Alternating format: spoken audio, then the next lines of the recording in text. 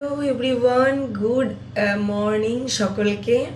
তো এখন প্রায় 9:10-15 বাজবে। আমি ভেবো না যে এখনই উঠেছি, তবে 8:45 নাগাদ উঠেছি। ব্রাশ ফ্রাশ করে একটু ফ্রেশ হয়ে নিলাম, তোমাদের সামনে আসবো আফটার অল। তো যাই হোক, অত কিছু আমি ফর্মালিটিস মেনটেন করে ব্লগ বানাই না, তোমরা জানো। তো যেটা পারি সেটাই বানিয়ে দিই, আর এটাই হচ্ছে লাইফের রিয়েলিটি। ব্লগে আমি যদি সব কিছু ফর্মালিটিস মেনটেন করে ব্লগ বানাই, তাহলে না কি বলতো, সেই ব্লগটা নিজেদের মতো থাকে না, মনে হয় যেন ওই সিনেমা বা সিরিয়াল করা হচ্ছে।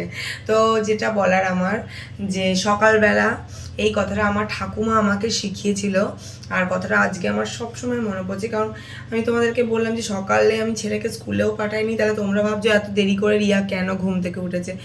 মানে কালকে রাতে অনেক রাত পর্যন্ত ঘুম আসছিল না, কারণ বরের সঙ্গে কালকে আমার এই রকম হয়েছিল, এই রকম বরের সাথে। তো তারপরে আমি আমি কিন্তু সকালবেলা তোমাদের সামনে এক মুখ হাসি নিয়ে চলে এসেছি। তো এই কথাটা আমার ঠাকুমার আমি সকালবেলা উঠে মনে করেছি। সেটা হলো, তোমাদেরকে বলি, সকালে উঠিয়া আমি মনে মনে বলি, সারাদিন আমি যেন ভালো হয়ে চলি।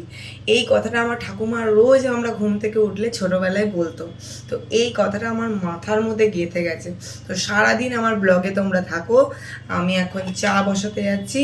তো চলো, তারপরে আমি কী করি তোমরা সারাটা দিন দেখ। চা আর বিস্কিট নিয়ে 9:30টার সময় বরের কাছে যাব, গিয়ে বলবো, কালকে তো খুব ঝগড়া করার সময় বলছিলে যে সকালে উঠে চিকেন এনে দেবো তোমাদের জন্য, চিকেন চিকেন রান্না করবে তুমি।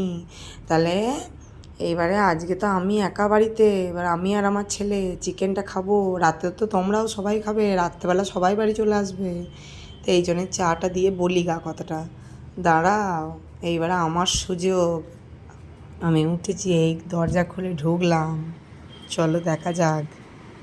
হ্যাঁ, তো দেখো, তারপরে চা বিস্কিট হাজব্যান্ডকে দেওয়ার পরে আমি আমার জলখাবার নিয়ে বসে গেছি। এটা আমাদের ফেভারিট, আমাদের বর্ধমান ডিস্ট্রিক্টের ছেলে মেয়েদের কাছে এটা খুব ফেভারিট। তো আলুর তরকারি কাল রাতে করেছিলাম, সেটা কিছুটা বেঁচে রেখে দিয়েছিলাম নিজেই খাবো বলে। কারণ এখানে তো ব্রেড বাটার এই সমস্ত খেয়ে খেয়ে আজকে থাকি, যদিও বা আমাকে এখানে কেউ এগুলো খেতে না করেনি, কিন্তু খাওয়া হয় না। তো এটা আমার আজকের ব্রেকফাস্ট, আমার যেটা আমার ছোটোবেলা থেকে খেয়ে আসছি বাড়িতে, সেই ব্রেকফাস্টটা আজকে আমি করছি, মুড়ি আর তরকারি। তো চলো এটা খেয়ে নিই, তারপরে তোমাদের দেখাচ্ছি পরে। যে দেখে নাও, লাল লাল ঝোল ঝোল চিকেন করে ফেলেছি, চিকেন কষা আর ভাত। আমার ছেলেও আজকাল আর এরকমই খায়, তবে ওর একটু সবজি রয়েছে। তো এই যে লাল লাল চিকেন কষার ঝোল, আর একটু আলুগুলো সিদ্ধ হবে। তো চলো, stay tune on my blog.